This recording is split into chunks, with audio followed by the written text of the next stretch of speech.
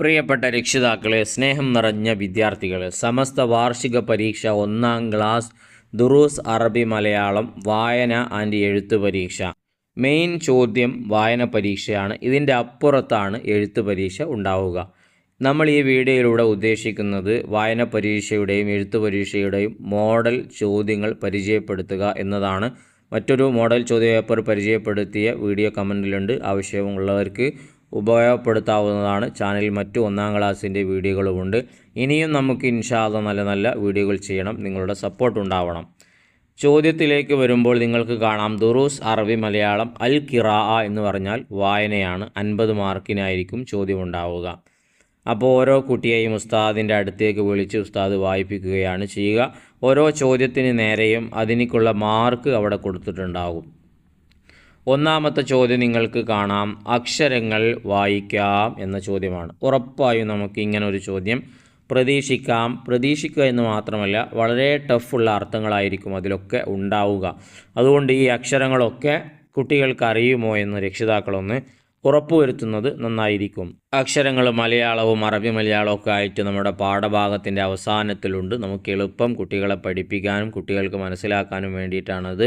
അങ്ങനെയൊക്കെ സൗകര്യമുണ്ട്. ഒഴിവ് സമയങ്ങൾ ഉപയോഗപ്പെടുത്തി അറബി മലയാളം മുഴുവൻ അക്ഷരങ്ങളും കുട്ടികൾ പഠിച്ചു എന്ന് ഉറപ്പുവരുത്തുക. എന്നാൽ ഒരു പേടിയും പേടിക്കേണ്ട. ഏത് ചോദ്യം വന്നാലും കുട്ടികൾ ഉത്തരം എഴുതിക്കോളും. അതിനിക്ക് എല്ലാ അക്ഷരങ്ങളും പഠിപ്പിക്കുക എന്നതാണ് ഏറ്റവും പ്രയോജനകരമായ വഴി. അക്ഷരങ്ങൾ വായിക്കാം എന്നുള്ളതിൽ ഒന്ന് ങ്ക എന്നുള്ള അക്ഷരമാണ്. പിന്നെ ന്ത എന്ന അക്ഷരവും ക്വ എന്നുള്ള അക്ഷരവും പക്വത, പിന്നെ ക്ഷമ, അങ്ങനത്തെ 5 വാക്കുകളാണ്. ഇത് എല്ലാം അല്പം പ്രയാസമുള്ളതാണ്. കുട്ടികൾക്ക് അറിയുമോ എന്നൊന്ന് നോക്കുക. ഇനി രണ്ടാമത്തത് വാചകങ്ങൾ വായിക്കാം എന്ന മറ്റൊരു ചോദ്യമാണ്. ഇതും ഉറപ്പായിട്ടുള്ള ചോദ്യമാണ്. വായന പരീക്ഷ എന്ന് പറഞ്ഞാൽ തന്നെ ഇതുപോലുള്ളത് വായിക്കുക എന്നതാണ്. അതിൽ 5 വന്നിട്ടുണ്ട്. നമുക്കൊന്ന് വായിക്കാം. ഭക്ഷണം പാഴാക്കരുത്, നമ്മുടെ പാഠഭാഗത്തിലുള്ളത് തന്നെയാണത്.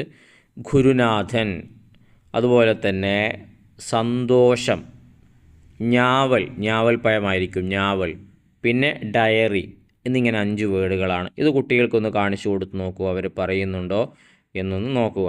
ഇനി ചേർത്ത് വായിക്കാം എന്നുള്ള മറ്റൊരു ചോദ്യമാണ്. വായിക്കുന്നതിന് മുമ്പ് ഇതുപോലെ നല്ല നല്ല വീഡിയോ ഇനിയും നമുക്ക് ചെയ്യണം. നിങ്ങളുടെ സപ്പോർട്ടായ സബ്സ്ക്രൈബ് ചെയ്യണം. ചെയ്യാത്തവരുണ്ടെങ്കിൽ ഒന്ന് ചെയ്ത് കൂടെ കൂടുക. ഒരു ലൈക്ക് കൊടുത്തേക്കുക. ഇൻഷാ അല്ലാഹ് അവസാനത്തിൽ ഉപകാരപ്പെട്ടെങ്കിൽ നന്ദി അറിയിച്ച് അൽഹംദുലില്ലയോ താങ്ക്സോ മറ്റോ ഒന്ന് എഴുതി സന്തോഷത്തിന് അറിയിക്കുകയും ചെയ്യുക. ചേർത്തു വായിക്കാം എന്ന ചോദ്യം അത്ര ഇമ്പോർട്ടൻ്റ് ആയിട്ടുള്ള ഒരു ചോദ്യമല്ല.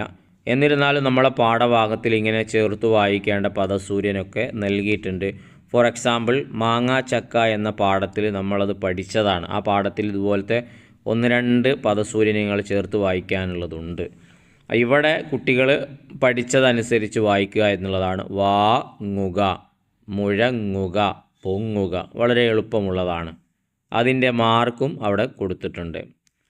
അപ്പോൾ ഇതാണ് വായന പരീക്ഷയുടെ രൂപം. ഇനി നമുക്ക് എഴുത്തു പരീക്ഷയിലേക്ക് കടക്കാം.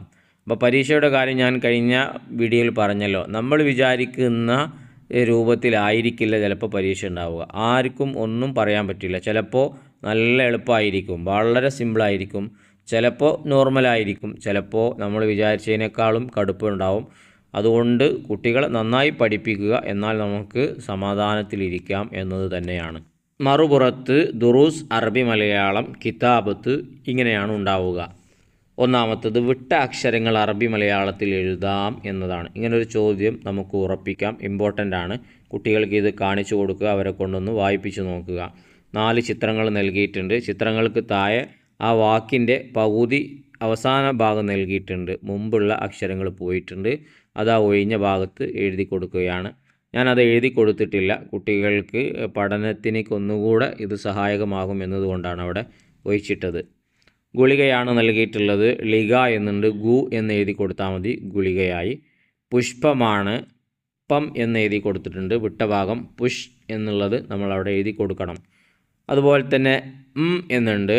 മരത്തിൻ്റെ ചിത്രമാണ്. മര എന്നുള്ളതാണ് വിട്ടുപോയത്. പിന്നെ ഭരണിയാണ് കാണുന്നത്. നീ ഉണ്ട്. ഭര എന്നുള്ളത് വിട്ടുപോയിട്ടുണ്ട്. ഭരണി. ഇതൊക്കെ നമ്മുടെ പാഠഭാഗങ്ങളിൽ വന്ന മെയിനായിട്ടുള്ള ചിത്രങ്ങളാണ്. അപ്പോൾ ഇതുപോലത്തെ ചോദ്യം തന്നെ ആയിരിക്കും. പുറമേ നിന്നുള്ള ചിത്രം കൊടുത്തിട്ട് ചോദിക്കില്ല. നമ്മുടെ പുസ്തകത്തിൽ വന്ന മെയിനായ ഹെഡിങ്ങുള്ള ചിത്രം കൊടുത്തിട്ട് പൂരിപ്പിക്കാനുണ്ടാവും. ചിലപ്പോൾ തുടക്കം എഴുതും, ചിലപ്പോൾ അവസാനം എഴുതും, ചിലപ്പോൾ സെൻറ്റർ ആയിരിക്കും ഒഴിവാക്കുക. എങ്ങനെ വന്നാലും കുട്ടികൾക്ക് അതിന് വേണ്ട പരിശീലനം കൊടുക്കുക. കുട്ടികളോട് പറയുക, ചിലപ്പോൾ ആദ്യം ഉണ്ടാവും, അവസാനമായിരിക്കും എഴുതേണ്ടി വരിക, ശ്രദ്ധിച്ച് എഴുതണേ, നോക്കി എഴുതണം എന്നൊക്കെ പറയുക. പ്രത്യേകിച്ച് അക്ഷരങ്ങളാണ് അല്പം ബുദ്ധിമുട്ടുള്ള ഒരുപാട് അക്ഷരങ്ങളുണ്ട്. നമ്മൾ പ്രത്യേകിച്ച് അങ്ങനത്തെ അക്ഷരങ്ങൾ നല്ലോണം നോക്കുക.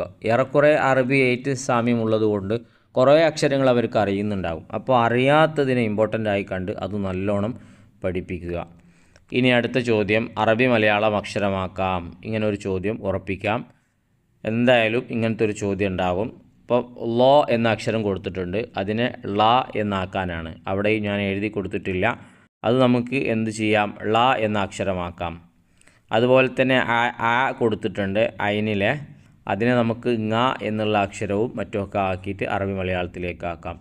ഇനി അടുത്ത് ഹ എന്നതാണ്. ഹ എന്നതിനെ ച എന്നാക്കാം, ഞ എന്നാക്കാം. അതൊക്കെ പറ്റും. അതിന് കുട്ടികൾക്ക് അറിയുന്നുണ്ടോ എന്നുകൂടെ ഒന്ന് നോക്കുക. പിന്നെ മൂന്നാമത്തത് നിറം നൽകാം. പലപ്പോഴും പരീക്ഷ പേപ്പറിൽ കാണുന്നൊരു ചോദ്യമാണ് നിറം നൽകാം എന്നുള്ള ചോദ്യം. അതുകൊണ്ട് കളർ കൊടുത്തേക്കുന്നത് നന്നായിരിക്കും. അവിടെ പ എന്നുണ്ട്, അതുപോലെ തന്നെ ധനികൻ എന്നുണ്ട്, ഛായ എന്നുണ്ട്. ചിലപ്പോൾ അക്ഷരങ്ങളായിരിക്കും, ചിലപ്പോൾ ഇതുപോലെ പാഠഭാഗങ്ങളിലൊക്കെ വന്ന വാക്കുകളായിരിക്കും കളർ കൊടുക്കാൻ. അപ്പോൾ വൃത്തിക്ക് തന്നെ കൊടുക്കാൻ വേണ്ടി കുട്ടികളോട് പറയുക. ഇനി നമുക്ക് അവസാനത്തെ ചോദ്യം വായിക്കാം. ഹർക്കത്തുകൾ നൽകാം എന്നതാണ് ഇതിലെ 4ാമത്തെ ചോദ്യമാണ്. അതിൽ നിങ്ങൾക്ക് 2 വാക്കുകൾ കാണാം. ഇതുപോലൊരു ചോദ്യം നമുക്ക് പ്രതീക്ഷിക്കാം. അതുകൊണ്ട് കുട്ടികൾക്ക് ഇതൊന്ന് പറഞ്ഞു കൊടുക്കുന്നത് ഏറ്റവും നന്നായിരിക്കും. അപ്പോൾ പാഠഭാഗത്തിലെ 2 വാക്കുകൾ ഇവിടെ കൊടുത്തിട്ടുണ്ട്. അതിന് ഫത്ത്, കസ്ർ, ലമ്മ്, ഹർക്കത്തുകളൊന്നും ഇട്ട് കൊടുത്തിട്ടില്ല. പക്ഷേ ഇത് അറബി മലയാളമാണ്, കാരണം 3 പുള്ളികളുള്ള അക്ഷരങ്ങളൊക്കെ ഉണ്ട്. അപ്പോൾ എങ്ങനെ ഇത് മനസ്സിലാക്കും? അപ്പോൾ ഇത് മനസ്സിലാക്കാനുള്ള എളുപ്പവഴി എന്ന് പറയുന്നത് പാഠം നന്നായി വായിക്കുക എന്നുള്ളത് തന്നെയാണ്. കുട്ടികൾക്ക് പാഠത്തിലെ ഓരോ വാക്കുകളും മനസ്സിലിങ്ങനെ തറച്ച് നിൽക്കണം. അങ്ങനെയെങ്കിലാണ് ഇതുപോലത്തെ ചോദ്യങ്ങൾ വന്നാൽ കുട്ടികൾക്ക് കൈകാര്യം ചെയ്യാൻ കഴിയുകയുള്ളൂ. കാരണം അവരിങ്ങനെ പഠിച്ച് എളുപ്പമുള്ളതായതുകൊണ്ട് ഒറ്റ നോട്ടത്തിൽ തന്നെ അവർക്ക് മനസ്സിലാകും. പക്ഷപാതം പാടില്ല, ഡയറി എഴുതണം എന്നീ 2 വാക്കുകളാണല്ലോ ഇത്. അതിനനുസരിച്ച് അവർ ഫത്തഹ്, കസ്ർ ഇതൊക്കെ ഇട്ട് കൊടുക്കും. അപ്പോൾ നമ്മളും ഇതുപോലെ ബുക്കിൽ ഫ്രീ ആയിട്ടുള്ള റഫ് നോട്ട് ബുക്കിൽ ഒന്നും ഇടാതെ എഴുതി കൊടുക്കുക. എന്നിട്ട് അവരോട് അതിന് അർക്കത്തൊക്കെ ഒന്ന് ഇടാൻ വേണ്ടി പറയുക. അവർ ചെയ്യുന്നുണ്ടോ എന്ന് നോക്കുക. അപ്പോൾ ഇതോടെ മറ്റൊരു പേപ്പറും കൂടെ നമ്മൾ വായിച്ചു കഴിഞ്ഞു. മറ്റൊരു പേപ്പർ ആദ്യം നമ്മൾ ചെയ്തിരുന്നു. കാണാത്തവർ അതും കൂടെ കാണുക. കുട്ടികൾക്ക് നല്ല രൂപത്തിൽ മാർക്ക് കിട്ടാൻ കാരണമാകുന്ന രൂപത്തിലൊക്കെ നല്ലോണം പഠിപ്പിക്കുക.